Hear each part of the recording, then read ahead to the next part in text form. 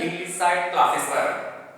आज हम आपके लिए सुपरटेट यूपी सुपरटेट 2019 का इंग्लिश का सेट लेकर आए हुए हैं। यदि आप इस वीडियो को अंत तक देखते हैं, ध्यान से देखते हैं, तो जो नेक्स्ट एग्जाम आपका 2020 का है, जब भी सुपरटेट हो, तो यहां से अर्थात यहां से एक न एक क्वेश्चन, एक न एक कॉन्सेप्ट पर क्वेश्चन आपको जरूर मिलने वाले हैं। तो वीडियो को पूरा देखिए, अंत तक देखिए।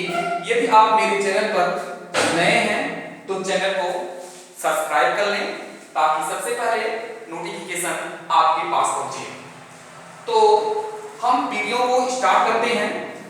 देखिए, यूपी सुपरटेट का जो पहला क्वेश्चन था, आपका जो पैराग्राफ का अनसीन पैसेज था, वीडियो लंबी होने के कारण हम उसको नेक्स्ट वीडियो में उसको हम ला देंगे, इसलिए हमने उस अनसीन पैसेज को यहां से हटाया है, सिर्फ क्वेश्चन को ही लेकर आए हुए हैं। जो अनसीन पैसेज का क्वेश्चन है, हम आपको नेक्स्ट वीडियो में उसको प्रोवाइड कराएंगे।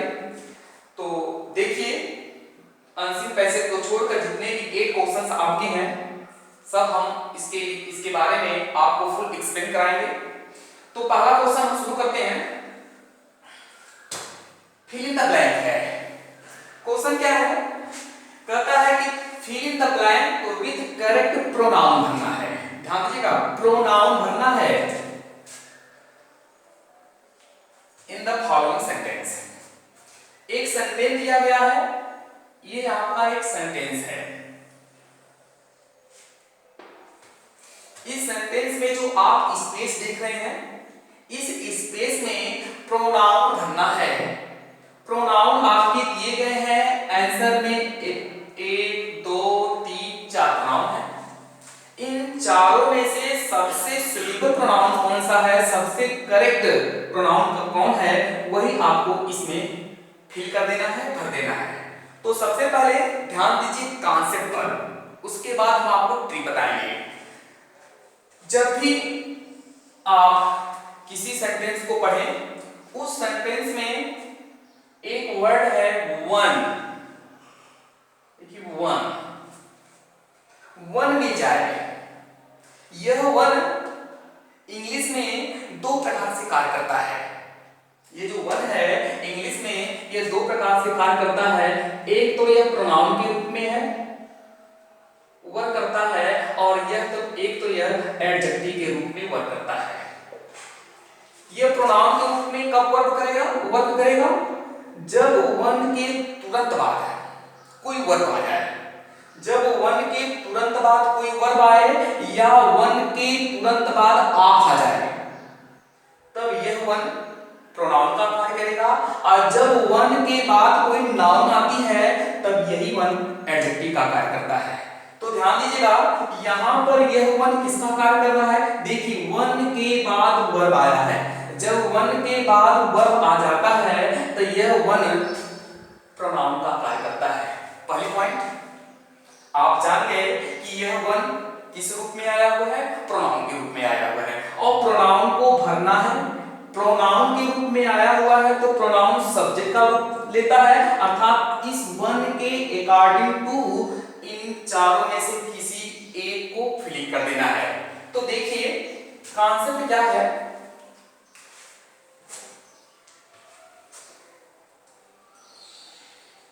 कॉन्सेप्ट क्या है? यदि किसी भी सेंटेंस में वन आया हुआ है और वन के तुरंत बाद कोई वर्ब हो, चाहे वह सहायक क्रिया के रूप में हो, चाहे वह मुख्य क्रिया के रूप में हो, तो वन श्योर है कि अपने बाद यह वंस लाएगा, वंस प्लस नाउन लाएगा। पहला कॉन्सेप्ट वन से मोस्ट इंपॉर्टेंट है, जो आपके एग्जाम में आ गया है।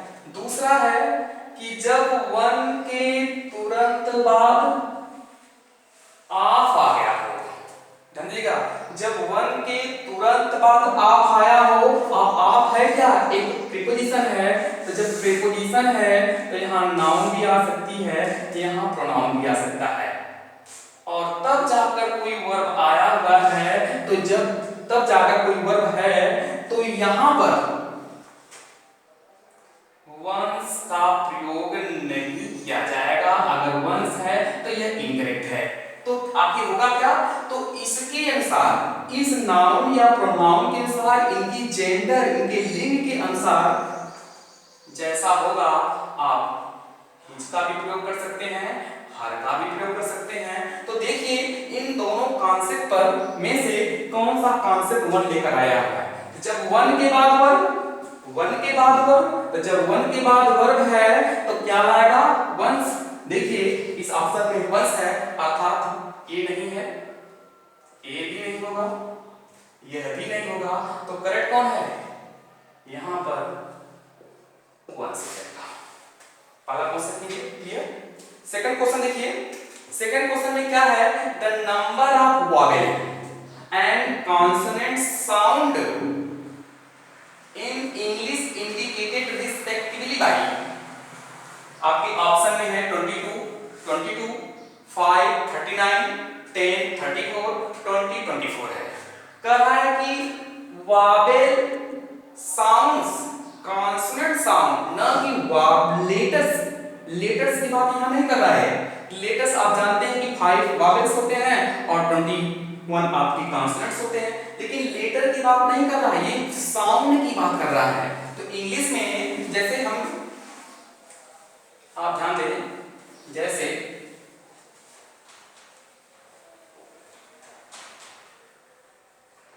लेटर तो पता ही है, इंग्लिश में 5 वॉवेल होते हैं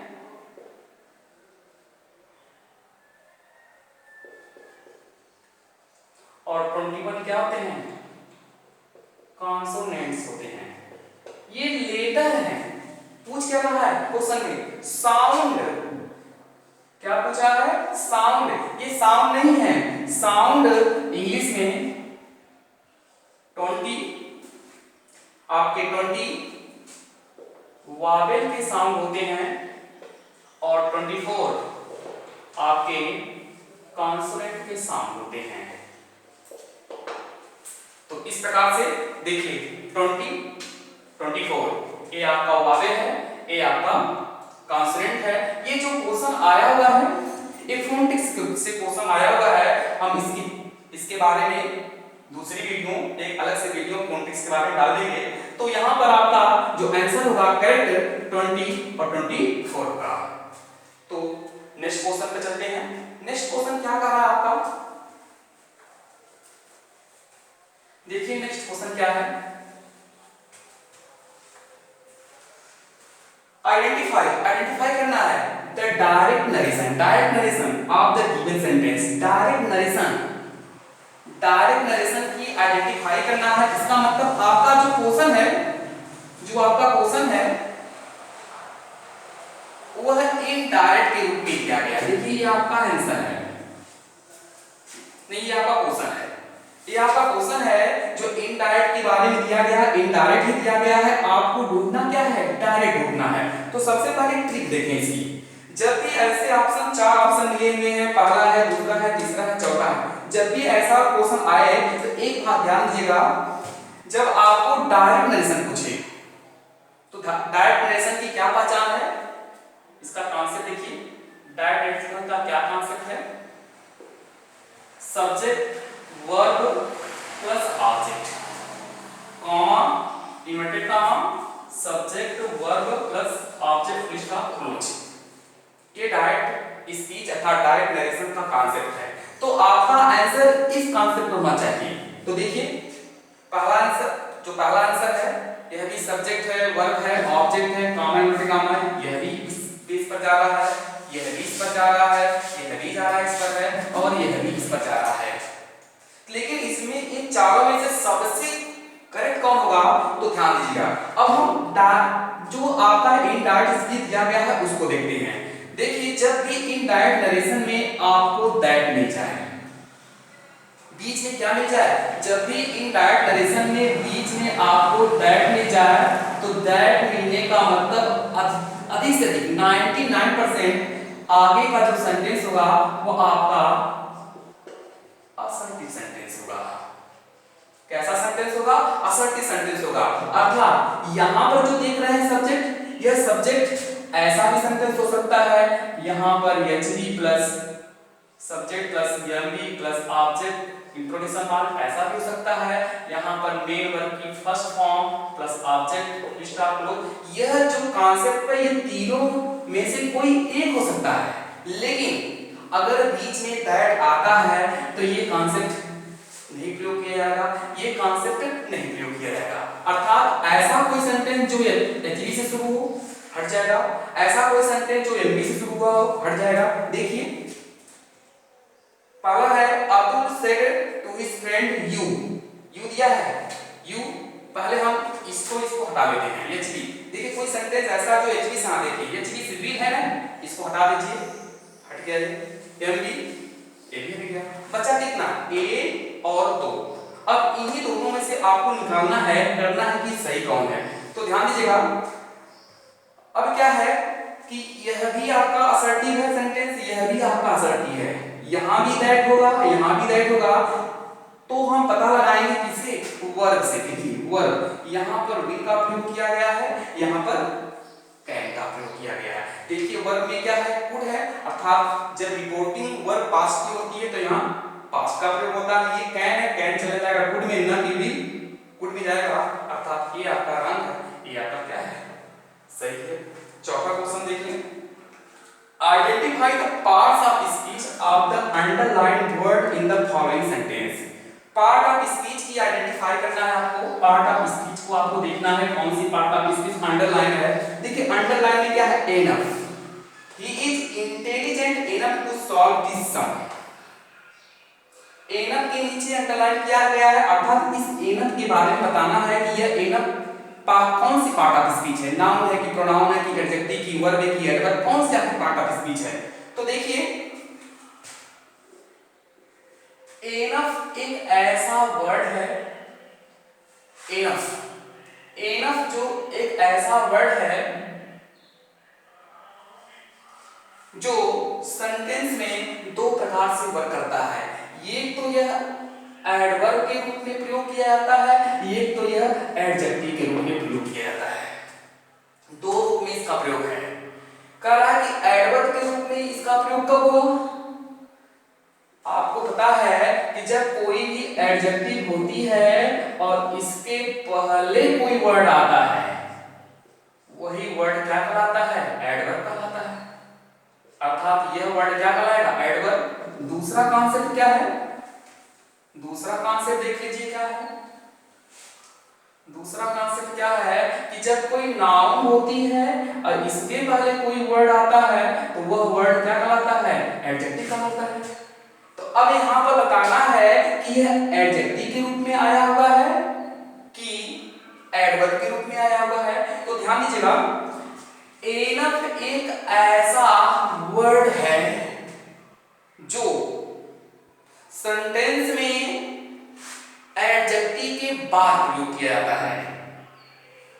देखिएगा कि एनफ के बाद टू है, अर्थात ये कोई नाउन नहीं है। जब नाउन नहीं है तो यह एडजेक्टिव का कार्य नहीं करेगा। जब एडजेक्टिव का नहीं कार्य करेगा तो आगे है क्या? इसके पहले देखिए क्या है? इंटेलिजेंट। इंटेलिजेंट, इंटेलिजेंट एक ऐसा, अर्थात यह एक एडजेक्टिव है। कैसे? इसके अंत में ईएनटी प्रीफिक्स लगा हुआ है। जब किसी भी वर्ड के अंत में ईएनटी प्रीफिक्स लगा होता है तो वह पार्ट ऑफ स्पीच में एडजेक्टिव होती है, और एडजेक्टिव के बाद नाउन आती है, लेकिन एनफ एक ऐसा वर्ड है जो हमेशा एडजेक्टिव के बाद आता है, अर्थात ये कोई नाउन नहीं है, अर्थात ये एडवर्ब है। अर्थात आपका करेक्ट ऑप्शन एडवर्ब जाएगा। ए आपका नहीं है, प्रीफिक्स आपका नहीं है, नाउन नहीं है। अगला क्वेश्चन 5 है, find out the subject in the following sentence. Find out the subject, subject को फाइंड आउट करना है इस सेंटेंस में। On the top of the hill lives a hermit. आप देखते हैं, देखिएगा इसका क्या कॉन्सेप्ट है। देखिए इसका क्या कॉन्सेप्ट है।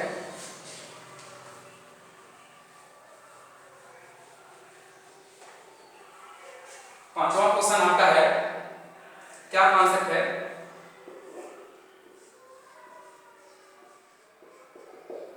सब्जेक्ट को फाइंड आउट करना है। सब्जेक्ट अधिक से अधिक सजीव होता है, यह निर्जीव भी होता है। अगर निर्जीव होगा तो सेंटेंस, जिस सेंटेंस में आया हुआ है वह सेंटेंस अधिक से अधिक 99% पैसिवाइज होगा। अगर सजीव है तो ये अधिक से अधिक 99% एक्टिवाइज होगा। इस तरह से भी आप पहचान सकते हैं कि इसमें कौन सजीव है। देखिए, और दूसरी बात मैं आपको बता दूं, जो सब्जेक्ट होता है वह वर्ब के पहले अर्थात इस कॉन्सेप्ट पर प्रयोग किया जाता है। देखिए, वर्ब है, वर्ब के पहले क्या आता है? सब्जेक्ट आता है। इस कॉन्सेप्ट का प्रयोग किया जाता है। लेकिन कुछ कंडीशन में जो सब्जेक्ट होता है वो वर्ब के बाद प्रयोग किया जाता है। कुछ ऐसी कंडीशन है, यहाँ पर अदर वर्ड होते हैं, हो जाते हैं। अदर वर्ड अर्थात ये सब्जेक्ट नहीं होते हैं। देखिए, यह भी एक सब्जेक्ट को फाइंड आउट करने का तरीका है, एक मेथड है। सब्जेक्ट 99% वर्ब के पहले होता है, लेकिन कुछ कंडीशन में सब्जेक्ट वर्ब के बाद होता है, वर्ब के बाद सब्जेक्ट होते हैं। तो यदि ये सजीव है, वर्ब के बाद सजीव है, तो वर्ब के बाद का जो वर्ड है वही आपका क्या होगा? सब्जेक्ट होगा। देखिए, वर्ब आपकी लिव्स है, लिव्स माने रहना, रहता है।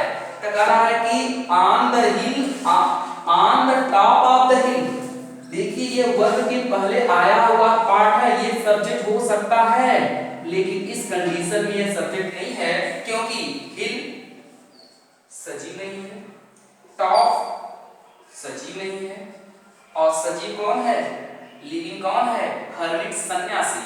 ये लिविंग है, ये सजीव है, अर्थात इस कंडीशन में यहाँ पर हर्मिट ही क्या है? सब्जेक्ट है। तो इस प्रकार से हमने हर्मिट को क्या माना है? सब्जेक्ट माना है। ये 5 क्वेश्चन ये आपकी सीरीज थी। वीडियो ज़्यादा लंबा हो जाएगा, इसलिए हमने जो रेस्ट क्वेश्चन बचे हुए हैं हम आपको अगली वीडियो में प्रोवाइड कराएंगे। यदि आपको मेरा पढ़ाया हुआ समझ में आ रहा है, बहुत अच्छी तरह से आ रहा है, तभी आप वीडियो चैनल को सब्सक्राइब करिए, लाइक करिए और शेयर करिए। तब तक के लिए धन्यवाद।